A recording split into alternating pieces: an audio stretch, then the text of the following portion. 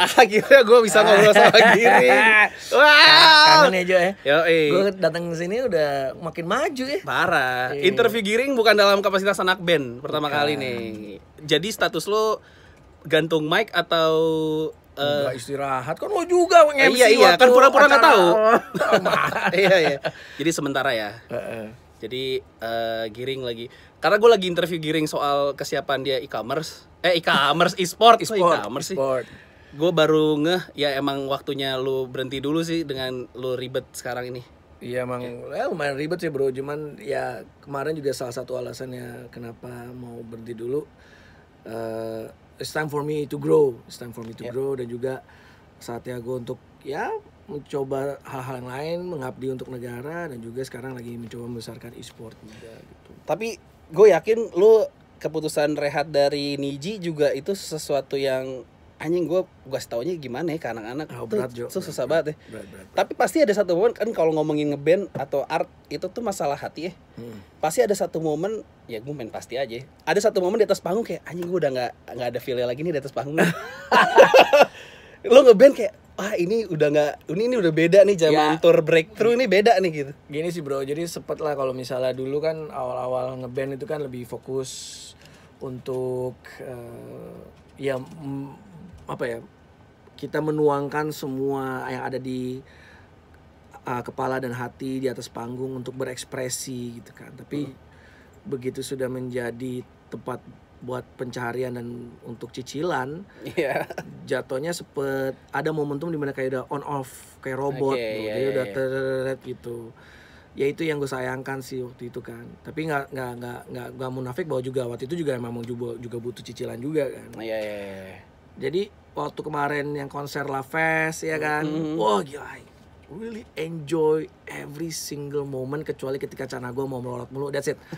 Selain itu ya, walaupun ear monitor gue mati satu, tapi gue bener-bener, oh gila, it's one of the best moment in my life gitu. Jadi sekarang gue mengerti gitu, kenapa artis-artis luar negeri itu punya siklus ya. Iya. Misalnya break 3 tahun. Break 3 tahun karena jangan sampai jadi robot gitu loh. Jangan sampai jadi itu hal-hal yang cuman buat cicilan dan yang lainnya gitu. Tapi nggak bisa dipungkiri juga karena kita marketnya hanya market Indonesia ya, tapi itu menjadi sesuatu yang ya harus dijalankan dan ya, tapi nggak boleh ada penyesalan ke belakang. Gue selalu bersyukur karena udah bisa sampai titik ini. Maksudnya udah sampai Niji juga udah besar dan sekarang Niji udah bisa jalan lagi, dan every single moment ngeliatin instastory-nya anak-anak tuh bangga bahwa semangat mereka luar biasa dan lagunya juga alhamdulillah pelan-pelan mulai naik juga. Tapi Niji lagi jalan lagi. Hey Randi, kamu main film ya? Yang penting bagus bro, maksudnya gue juga bangga banget sama Randi bahwa dia sekarang lagi main filmnya juga jadi ikonik loh. Oke, once in a lifetime lah. Baru jalan lu udah absen lagi lo. Tapi lu mulai firm gue politik tuh pas pilkada DKI ya berarti ya? Atau gimana sih? Ya, pilkada DKI itu udah ada gejala-gejala tuh. Iyalah bro, pilkada DKI itu kan I think pilkada pesta demokrasi yang divine, yang membentuk bangsa, membentuk negara ini akhirnya sampai ke titik ini juga gitu, bahwa perpecahan terjadi, habis itu politik sara, habis itu hoax juga mulai melebar di situ. Jadi itu menurut saya sebenarnya hoax tuh udah dari dulu lagi. Udah dari dulu, cuman mulai menggunakan internet untuk hoax itu baru kan. Lo zaman SMA juga pernah dengar hoax insto di tetes Sprite bikin cewek horny, udah tahu kan? Itu juga udah. Iya kan? Atau kebanyakan masturbasi bikin dengkul kopong juga lo. Itu kan hoax dari zaman dulu gitu. Maksudnya hoax tuh nggak ada zaman sekarang dong, dari zaman dulu juga udah ada. Mediumnya nggak ada internet aja. Dulu mungkin itu spreadnya lama ya, dari satu bisik-bisik ke bisik. Ini kan bar gitu dulu langsung spread gitu kan. Jadi menurut gue dari pilkada DKI sih mata gue kebuka banget sih di situ, bahwa ternyata banyak elit politik menggunakan politik agama membentur-benturkan masyarakat yang di bawah, sedangkan yang di atas masih bisa ketawa-tawa bareng walaupun mereka beda. Iya. Gue semenjak punya program di TV, gue makin nggak percaya yang berantem tuh. Ini mah apaan, kamera nggak nyala tuh mereka cipika-cipiki coy. Ini di TV nggak kayak gini nih. jadi kadang-kadang kalau misalnya suka gitu ya di Instagram, pokoknya kalau udah ngomongin ini kayak udah belain calonnya lah atau siapa tuh kayak berapi-api gitu, terus benci banget sama sebelahnya, terus ya elah bos nggak usah gitu-gitu amat kali, santai aja gitu. Iya kan. Yang penting kalau kepilih bisa kerja dan bisa bertanggung jawab, itu aja sih menurut gue yang paling penting lah gitu. Oke lah. Sama ini juga gue anak lu tuh sekarang berapa? 3, 4 ya? 4 bos. 4 ya? Iya alhamdulillah. Rajin. Cowok 3. Cowok, cewek, cowok. Oh, cowok 2, cewek 2. 4 anak tuh gimana sih, Gir?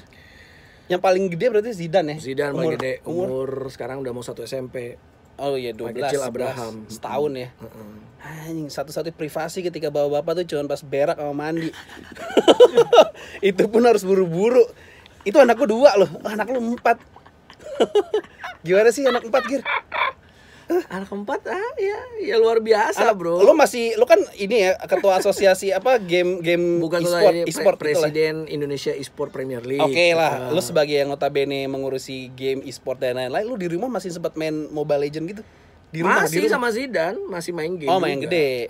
Sama Zidane. Oh, udah ada lawan main ya? Iya, malah menurut gua bermain video game. Oke, ini harus dianalisa dulu nih sebentar sebelum gua lanjut. Untuk seorang bapak bisa main game di rumah, lu di rumah punya berapa mbak, berapa babysitter? Itu harus karena kalau yang nonton ini bapak, anjir gue udah bisa main game, gue berak aja nggak nyaman. Gitu. Di rumah lo cuman ada 1 babysitter kan buat Abraham. 1 babysitter. 1 mbak yang bersih-bersih ya. Sama suaminya. Suami istri yang laki-laki yang buka pagar ya. Iya. Oh 3 doang ya? Gitu. Oh dan Cynthia juga di rumah ya? Oh iya, full time mom. Jadi kan juga pagi-pagi kan bawa Abraham, nganterin Jasmina ke sekolahnya yang buat anak-anak, masih 4 tahun kan. Habis itu driver kan. Pulang Jasmina sama Abraham pulangin, habis itu jemput Aisyah gitu. Kadang-kadang juga kalau Cynthia capek, Aisyah nggak dijemput. Terus bapaknya naik Gojek dan MRT. Jadi emang udah seperti, dan kita berkomitmen juga gitu. Kita nggak tega nambahin mobil lah buat Jakarta gitu. Ke Jakarta udah macet gitu. Dan gue bersyukur banget setelah ada MRT. I think jadi lu kemana-mana sekarang naik MRT, naik Transjakarta gitu? Naik Transjakarta, naik Gojek, naik taksi gitu. Cuman efeknya harus bawa tas besar, celana dalamnya 3, anduk 1, baju ganti 3, karena jujur aja keringetan melulu bos, ya Allah. Lu mulai kepikiran ini bukan semenjak nyalek kan? Bukan, semenjak ke Jepang. Oh, kapan? Tahun berapa? Semenjak ke Jepang gue ke Jepang udah bolak-balik 3-4 tahun ini kan. Oke. Dan itu life changing moment karena ketika semua public transportationnya tertata dengan sangat baik. Akhirnya gue mikir bahwa aduh kenapa ya nggak Indonesia kayak begini gitu. Dan ternyata Jakarta sudah ada Transjakarta. Kayak waktu itu kan gue kalau kuliah kan dari kantor gue naik Transjakarta ya, platform yang 13 nomor 13 yang di atas tuh tendean yang Majestic tendean gitu semua kan. Naik dari kantor gue di Langsat, habis itu Paramadina jalan dikit Pancoran gitu kan. Jadi maksud juga emang ternyata memang lebih panas, memang harus bawa baju ganti banyak. Anduk, celana dalam ganti gitu kan. Tapi yang paling penting adalah satu, mengurangi polusi, menghemat uang ya kan. Menghemat biaya, jadi uangnya bisa kita tabungin atau yang lainnya gitu. Ya mobil lu Eropa sih ganti Agya kan ya Alia. Kagak Jepang Jo. Pokoknya intinya sekarang udahlah fokus aja biar bini gue pakai gitu. Oke. Nih menarik nih, gue tuh beberapa kali ngobrol sama teman-teman bro and sis lu ya. Bro Giring ya. Satu yang pengen gue tanyain sebenarnya dari keseluruhan soal menolak poligami. Ya kan? Lu pernah bikin videonya bahkan kan? Iya. Ya lu pernah. Kenapa sih segitunya sama gini? Gue nggak against. Oke, gue nanya ini karena gue nggak against. Kenapa? Karena gue adalah produk poligami dari kakek gue. Oh gitu. Oke, dan gue berhasil. Kakek gue dari istri pertama anaknya 8, anak kedua 8. Cucunya sekarang 50-an sama menantu. Jadi gue kalau lebaran ini lagi bingung mau halal bihalal di mana. Lu bayangin nggak? Berarti kan akur tuh kan. Ini produk berhasil dan gue rasa gue gak cuma satu yang berhasil gitu. Nah ketika ada PSI nyebut tolak poligami, tolak kan berarti lu udah against dan masuk ke ranah pribadi berarti kan. Dan ada irisannya bahkan orang protes ke teologis dong jadinya. Iya. Nah apa sih concernnya kenapa segitunya? Bahkan lu Kalau cewek mungkin kayak gue ngobrol-ngobrol sama Dara ya dari sisi perempuan gitu. Kalau laki-laki, kalau lu kenapa gitu? Jadi kalau gue sih ngeliatnya gini, kita nggak dari PSI itu nggak pernah mau masuk ini ke ranah agama ya gitu. Dan kita menolak poligami karena kita tahu banyak sekali pihak yang dirugikan. Kalau kebanyakan lah, by data, by research gitu, bahwa yang paling dirugikan adalah ya sang istri lah pastilah ya. Iya. Kedua adalah sang anak gitu. Mungkin waktu itu ya mas, lo mungkin kakek lo poligami tapi itu zamannya beda lah ya. Eranya beda gitu. Tapi kan era sekarang enggak lah. Era sekarang lebih berat lah, tougher gitu.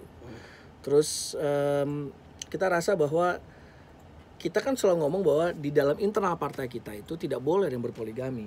Makanya begitu Sis Grace mulai ngomongin itu dan kita juga mulai spoke out itu, akhirnya semua yang nggak setuju pada keluar dari PSI. Dan bagi kita ya udah nggak apa-apa gitu kan, karena ini udah idealisme dari partai gitu.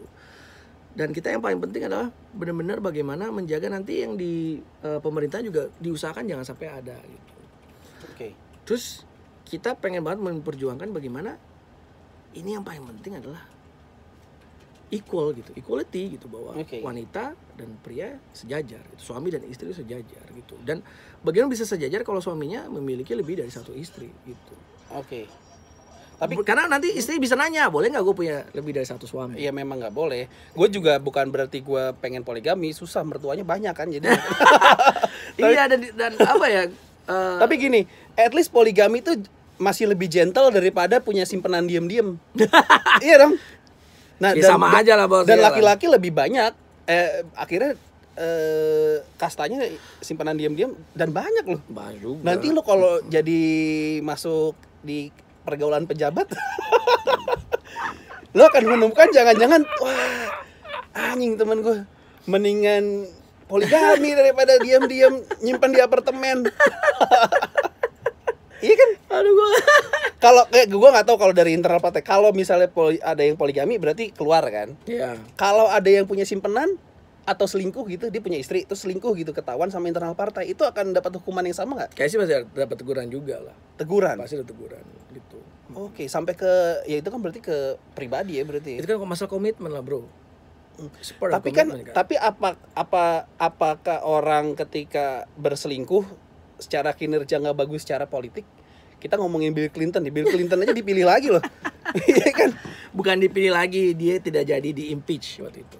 Iya, itu ada termnya kedua nggak salah ya. Iya, at least dia lanjut lah dan warganya masih percaya lah. Karena itu ranah pribadi. Karena nggak ada hubungan antara kerja sama selingkuh gitu. Kalau menurut mereka. Nah kalau menurut lu berarti ada kan? Karena menurut kita ada banget gitu. Masalah itu kan masalah bagaimana kita berkomitmen, ya kan? Masalah komitmen kita terhadap keluarga kita. Kita percaya bahwa politisi-politisi atau negarawan yang sukses adalah mereka yang bisa menjaga keutuhan keluarga. Bagaimana lo bisa bilang bahwa, hey dude, you trust me because I'm very trustful. Tapi at the same time kita nggak trustworthy sama istri kita atau keluarga kita. Itu satu dong. Kedua, sudah jelas pilihan presidennya siapa kalau begini ya. Kedua adalah ya benar gitu bahwa kita bisa lihat bahwa hampir semua pemimpin negara yang sukses adalah mereka yang ya benar-benar bisa menjaga keluarga mereka gitu. So it's a commitment. Lo komitmen dulu sama diri lo komitmen sama keluarga lo. Kalau lo bisa nunjukin itu berarti otomatis lo bisa berkomitmen juga dong dengan masyarakat, melayani seperti itu. Ini dia calon politisi kita ya, mantap. Negarawan bos. Negarawan. Tapi dari negarawan yang lebih senior katanya Giring dan teman-teman ini adalah partai yang sangat berisik ya. Katanya Desmond apa? Desmond sampai katanya kayak partai odong-odong. Partai odong-odong. Odong-odong ngajarin truk katanya. Tapi nggak apa-apa lah, maksud gue gini, kita negara demokrasi ya, kita speak out terus orang mau itu ya udah nggak apa-apa lah. Nggak apa-apa ya. Terakhir Gir, ini kita rekam 3 minggu menjelang 17 April menjelang Pilpres. Dari survei yang terakhir PSI itu masih di 1,4 kalau nggak salah ya, paling gedenya ya. Ada tadi pagi ini ada yang udah 4,3. Ada 4,3. Ada yang 3,2, ada yang 0, ada yang 1, jadi emang survei beda-beda gitu. Jadi kita benar-benar sekarang lagi meningkatkan awareness. Kalau lu di survei di Jabar gimana? Alhamdulillah. 5 besar? 4 besar. 4 besar? Ada yang nomor 1 sama besar. Farhan masih di atas lu apa Farhan? Alhamdulillah. Di atas lu? Wah. Alhamdulillah. Gokil. Ya di survei Jabar ya? Ya, Karena di Jabar tuh perang artis semua. Iya. Ya, jadi beda-beda bos. Ada yang Farhan nomor 1, ada yang Coki nomor 1, ada yang gue nomor 1, ada yang it's different. Semua setiap survei beda-beda. Tapi bagi gue yang penting nama gue udah masuk, termasuk yang teratas, termasuk dalam 7 kursi lah. Jadi itu aja sih fokus gue. Tapi lu sudah nyiapin planning, bukannya pesimis ya, tapi kalau lu nggak ke Senayan lu udah nyiapin planning. Cuma satu sih, gue mau tidur dulu kayaknya. Kurang tidur Jo. Planning gue cuma itu, mau liburan aja, mau kurang tidur bos. Seriously man, very tiresome. Berarti sekarang lu selain ngurusin Piala Presiden e-sport, nyalak udah. Itu ya dapil ya. Jawa Barat, Cimahi. Jawa Barat dan Cimahi. Enggak. Bukan. Kota Bandung dan Cimahi. Kota Bandung dan Cimahi, Jabar 1. Jabar 1. Oke lah. Selamat buat Bro Giring. Aduh, Bro Giring ya. Jangan poligami. Ya, ingat tidak boleh poligami. Yang penting anti korupsi dan juga kita anti intoleransi. Betul. Dan juga Bro dan Sis, semoga nama itu tidak dipakai lagi karena seperti orang mau ngajak dugem, bukan mau ngajak nyoblos. Sama kalau lagi jualan bos. Iya. Jualan online. Silakan Bro Sis. Waduh. Tapi itulah maksudnya, that's the point man. Biar lebih beda lah Jo. Bagus. Makanya kalau teman-teman kalau nonton iklan PSI, oi, itu juga iklan PSI. Apa maksudnya? Nah, apa maksudnya sih? Hey, Grace Natali, apa maksud Anda bikin es teh tidak ada tehnya? Oke, lo mau tahu nggak? Dara juga tiba-tiba bikin iklan apa sih? Apa makna message di balik iklan PSI? Coba. Kenapa saya jadi emosi tiba-tiba? Sebelum minggu lalu kan kita nggak boleh kampanye terbuka. Ya, nggak boleh di TV ngomong, oh yo coblos, kan nggak boleh. Tapi waktu itu kita butuh awareness. Oke. Satu-satu cara hanya memperkenalkan diri. That's it. Oke. Dan harus dibicarakan. Komunikasi soal es teh manis tuh apa tapi? That's it. That's the point. Yang penting orang ngomongin, Jo. Oh, cuma butuh awareness doang. Dan alhamdulillah sekarang awareness kita sudah di angka hampir 80%. Apalagi dari iklan-iklan kita yang terbaru, ada yang nyanyi dangdut, ada yang kayak versinya Dilan. Jadi kita evolve terus lah. PS itu kayak durian tuh. Yang suka tuh suka banget, tapi yang nggak suka banget. Gak apa-apa. Itu tapi yang paling diomongin penting. Terus ya penting ya. Yang paling penting kita punya perbedaan lah bos. Maksud gua PSI yang mana? Oh PSI yang itu, daripada partai yang ini. Emang dia partai apa sih? Partai baru ya. Gitu. Setidaknya orang jadi tahu gitu. Oh PSI itu memang beda. Dan ini pertanyaan terakhir yang selalu gue tanya ke anak-anak PSI. Dengan segala macam billboardnya, iklan TV-nya, anjing duit lu banyak banget. Oh bos. Nih harus di-clear bos. Nah itu harus di-clearkan tuh. Gua itu sekarang jujur aja lagi kekurangan. Dan kita tuh sekarang selalu fundraising. Tapi Samara itu dia fundraising bos. Gue juga fundraising. Lu jangan salah, gue juga fundraising. Samara itu saingan sama Bapak Masinton ya, nah, di daerah Tebet. Di mana ada Masinton di sini ada Samara. Masinton Samara. Diselipin sama Pak Eriko. Ya, jadi ada nama Alatas di tengah-tengah banyak orang Batak. Asli, gua di rumah gua Masinton, Eriko, Masinton, Samara. Oke. Tapi kan lu pasti nyoblos yang bening dong. Belum tentu. Belum tentu. Itu duitnya dari mana? Bos, sebanyak fundraising itu. Bro. Lu percaya nggak kemarin? Tapi kan fundraising banyak banget, Gir. Siapa yang mau ngasih gini? Loh, gua kan interview sama pertanyaan gua ke Dara tuh fresh graduate baru setahun lulus UI. Lu nyalek ada orang yang mau investasi sign duit orang tua. Grace Natali, Raja Juliantoni itu kerjanya fundraising terus, bro. Since 2 years ago. Oh, ya? Since 2 years ago. Gue pribadi juga sekarang lagi fundraising gitu, bahwa nyari-nyari dari siapa kerabat gitu. Kayak kemarin gue dapat. Tapi fundraising akan menjanjikan kalau naik ya nanti, kan kita tahu di politik katanya tidak ada makan siang yang gratis ya. Apa yang lu janjiin sama orang yang ngasih lu? Ya satu ya gue gak bakal korupsi. Kedua adalah I will do my best untuk ada pengusaha Bandung ngasih lu, terus lu nggak mungkin nggak berbuat baik dong nanti ke dia nantinya. Ya pasti I will ya gini bos. Gimana ngehindarin kepentingan dengan ada si fundraising itu? cara menghindari kepentingan adalah kita selalu mengedepankan kepentingannya masyarakat. Tujuannya kenapa kita fundraising? Kita berhutang sama masyarakat, bukan sama partai. Pak Jokowi itu juga fundraising, bro. Tapi dia berkomitmen. Pokoknya lo fundraising karena lo percaya sama gue, I will do my best to the country. Tapi don't expect that don't expect gue akan lebih mengedepankan kepentingan kelompok. Enggak gitu. Tujuannya kita fundraising, PSI itu fundraising, simple as that. Pokoknya kita fundraising, tapi lo percayalah sama kita, we will do our best untuk benar-benar mengedepankan kepentingan masyarakat gitu. Karena menurut gue percaya juga pasti banyak pejabat-pejabat di seluruh daerah yang udah, ya lo gue fundraising mana, udah selalu deh gitu. Makanya yang kasih ke PSI itu nggak pernah sampai yang berapa, yang grande nggak. Gue dapat ya alhamdulillah 10 juta bisa buat 1 billboard gitu. Ini berapa bisa buat ini berapa buat ini gitu, bos. 5 juta gue terima, 1 juta gue terima. Yang penting adalah semuanya partisipasi dari masyarakat. Duit pribadi udah keluar juga dong? Ada lah, duit pribadi juga ada lah. Gimana meyakinkan istri yang ini buat kampanye, yang ini buat ini buat kampanye, ini buat hobi, yang ini buat hobi buat apa? Udah gak ada lagi buat hobi. Beli ini action figure udah No, gue PC dihadiahin sama bini gue. Oh, jadi mana yang buat kampanye, mana yang buat overhead rumah tangga gitu. Ya udah. Ada di jatah-jatah berarti ada hitung-hitungannya. Mantap sekali Bro Giring. Baiklah, kita doakan semoga Bro Giring. Tadi gue mau nanya apa satu lagi, lupa, udahlah nggak usah. Bye. Oke, dah Gir.